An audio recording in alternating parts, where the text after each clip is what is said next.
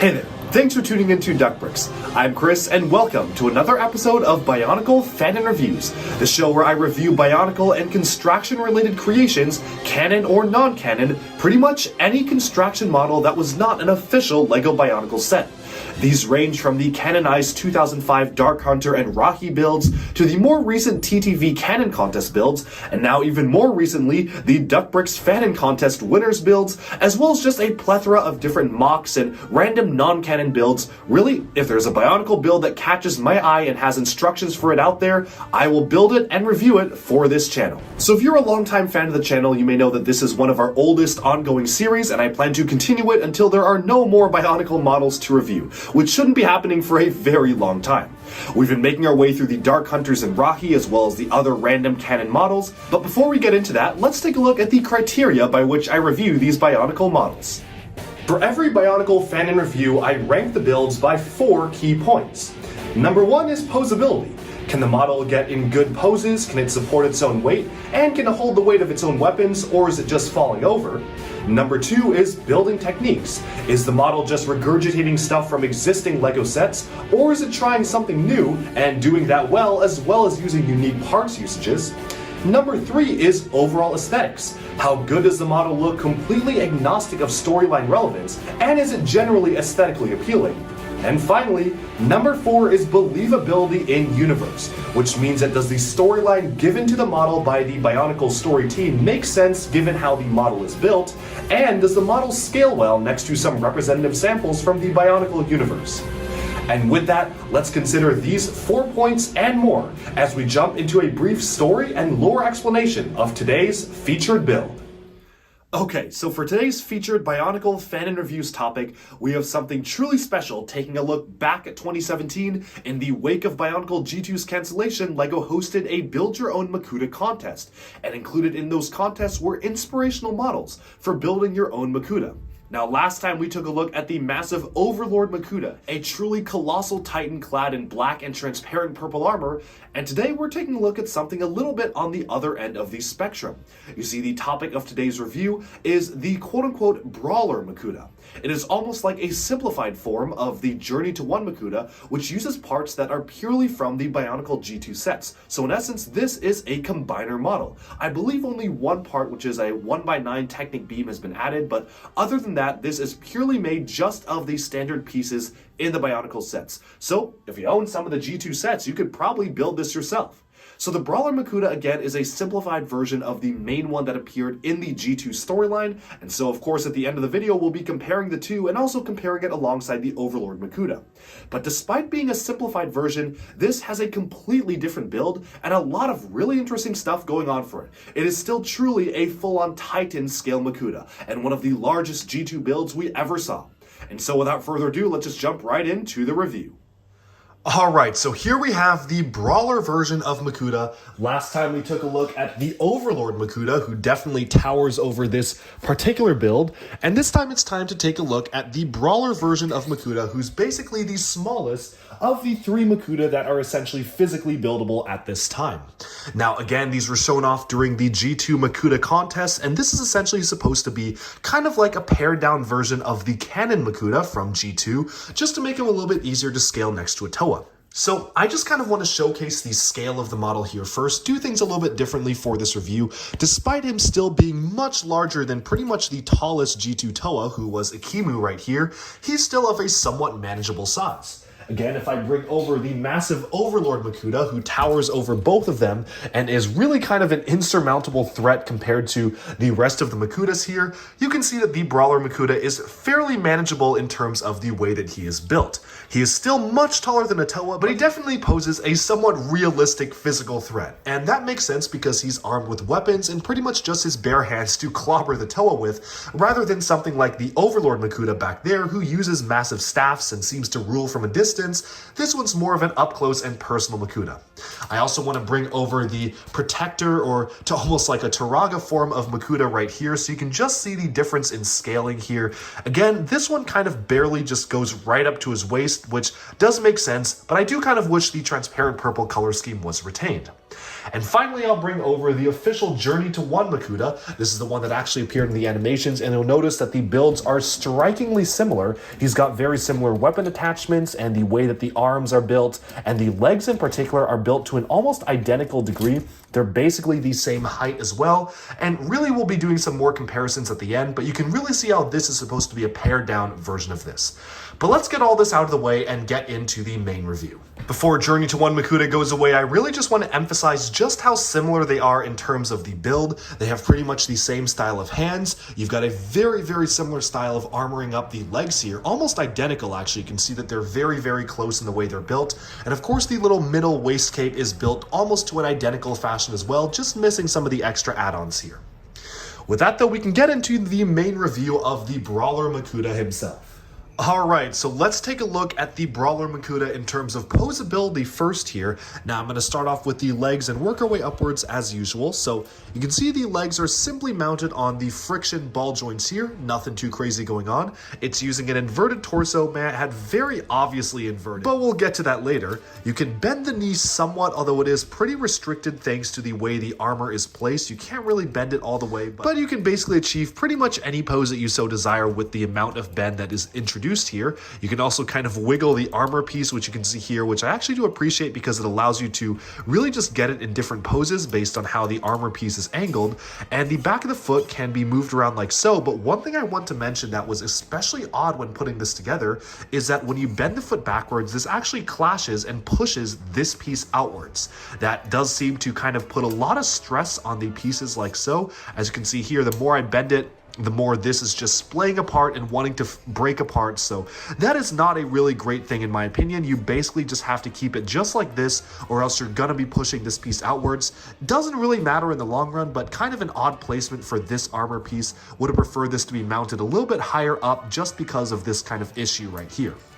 Moving onwards, you can just sort of rearrange the armor piece in the center here. It's almost supposed to be like a middle cape, but you can't really bend it around too much. Just kind of sits there, to be honest.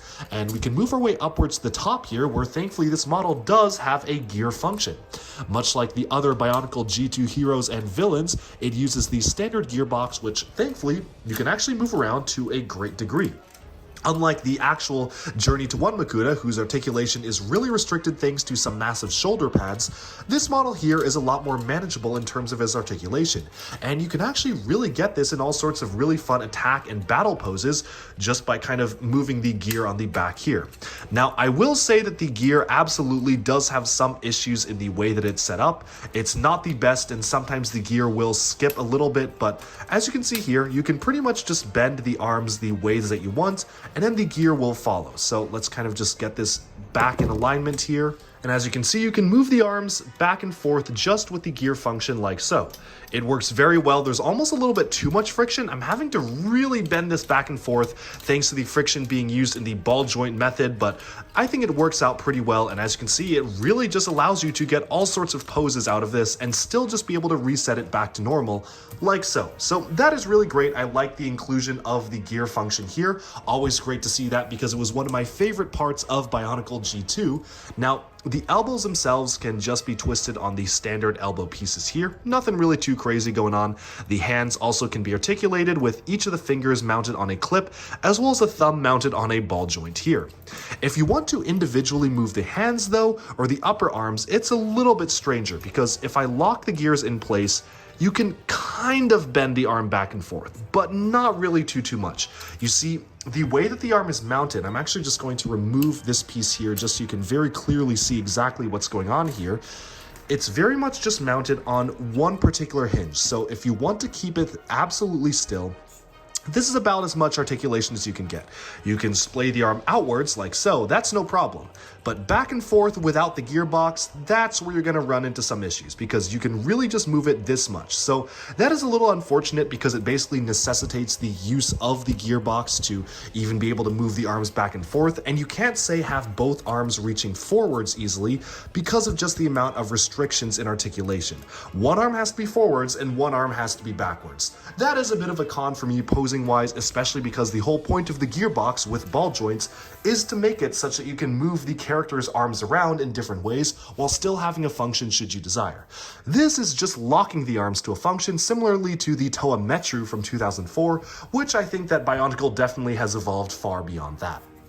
The head itself can be moved around fairly easily. It has an additional neck piece just to kind of bend the head back and forth, so that's very easy to do like so, and pretty much beyond that, that's basically all the articulation you'll get. This is very much just a posable model to play with and do battles against the Toa with, and not really something that has a ton of extra articulation or posability or play factor. With that though, let's now move on to building techniques. So building techniques overall, I think, are pretty good. It's fairly simple, surprisingly so, especially compared to the last model we reviewed, which was the Overlord Makuta. That being said, there are still a couple of surprises here and there. One thing I really like is the way the torso is built. If you notice, the torso is actually using an upside down standard torso here, which allows the armor to curve upwards, and then it's just using a tiny little protector or tiny beast creature torso right here, which allows you to mount it upwards and have the gearbox mounted on. The actual ball joint for the chest pieces here are just kind of attached via Technic pins on the side here, and everything all just really fits together very cohesively. Honestly, I would say this is even more cohesive than the torso on the actual Journey to One Makuta, which does feel like a bit of a blob in cases, whereas this one is just very, very clearly proportioned. It's a little bit awkward to me how wide the legs are and how far up the legs are mounted, especially if you ignore this particular piece here. Like, let's say we remove this specialized front waist cape here. This just feels very awkward to me in the way that the legs are positioned. It's really just very wide on the bottom and very far up, but it's mitigated somewhat by the inclusion of this particular piece here, which does help hide some of the awkwardness in the way that this is built. Now, moving onwards from that, we can see that the rest of the model in building techniques is fairly simple. Again, major con on the building techniques not being able to move the arm forwards here without moving the other arm backwards. I think that they definitely could have improved that somewhat based on the way that the upper arms were built. We absolutely did not need this much friction on the upper arms because, again, the arms themselves are not holding any weapons. He just has hands, so they easily could have just mounted it on a single ball joint, and I feel like that would have been fine. If they wanted to bulk it up, I guess that makes sense, but just simply do not have this back piece. They could have done something completely different and still made it feel bulky, but allow it to be posed. So that is a con to me personally. That being said, I do really love the shaping on the torso here. You can see that the Chima buildable figure type armor pieces really do feel like they work super well with the large 2012 superhero sized chest here. And all in all, I think that this model is fairly well proportioned. It's not as good as the Overlord Makuta in terms of proportions, but it's not as bad as, say, the Journey to One Makuta, so it's a nice in-between model. With that though, we can now move on to the general aesthetics of the build, and overall I think aesthetically speaking this is pretty good looking. I like the color scheme and the color blocking, with the transparent neon orange being used a ton throughout the entire build process. Of course, you have the gold pieces being mainly restricted to just armor plating, so it's very clearly that the pieces here are supposed to be armor and not actually part of the original character's body, whereas the neon orange being emphasized in rib cages really do feel like they are kind of the inner circuitry or mechanisms of the model itself. Even rotating it down to the back here, I do appreciate the usage of the back spikes to give him a bit of a broad-shouldered look. This is also a technique that's been used in the Journey to One Makuta, which I think is used very well here as well. And it has a great parts usage of the beast head here, specifically the creature of fire on the back here, to kind of round off the back of this build. I just think that's a really cool piece usage in general. But with that, we can now move on to comparing this model alongside other representative samples from the Bionicle universe. Now, from this point, we're going to do things a little bit differently because G2 didn't really have a very cohesive canon, let's be completely honest. So really what I want to do is just compare this model alongside the different other versions of Makuta. We saw at the beginning of the video how close he was to the Journey to One Makuta, which you can see right here. So let's just kind of put them side by side. Let's have you maybe lower your weapon here so we can fit this guy right in. So again, you can see that just comparing the two of them, the legs are built to an almost identical degree with just different types of armor. The upper legs are literally built to an identical fashion, as well as the front kind of piece right here. But it starts to diverge a little bit in the torso, where obviously the torso of this is very different. The upper arms are surprisingly identical to this build, just using different armor pieces, although honestly, I feel like it was done a little bit better here because the arms just feel really skinny and shrimpy on the official model. Now let's bring over the Overlord Makuta. Overlord Makuta towers over both of these characters and is easily one of the most formidable and impressive Makuta models we got out of the Bionicle Journey to 1 or G2 building contest here. So you can see right here, Overlord Makuta in all his glory, like so. And this is easily the most well-proportioned and realistic one in terms of actually having a body, as I mentioned in his individual review, but I actually do like how you can kind of see all three Makutas together and see how just they compare. Again, we're going to bring over the little protector version of Makuta just on the front here, as well as Toa Ikimu, just to have some more representative samples to showcase right here. And there you can see it, the Brawler Makuta is easily the smallest one, but he definitely is the most realistically scaled next to another Toa-sized hero and even next to a protector here. But with that, I think it's time to now sum up the points for the Brawler Makuta, starting off with Poseability. For Poseability, I'm going to give him a 6 out of 10.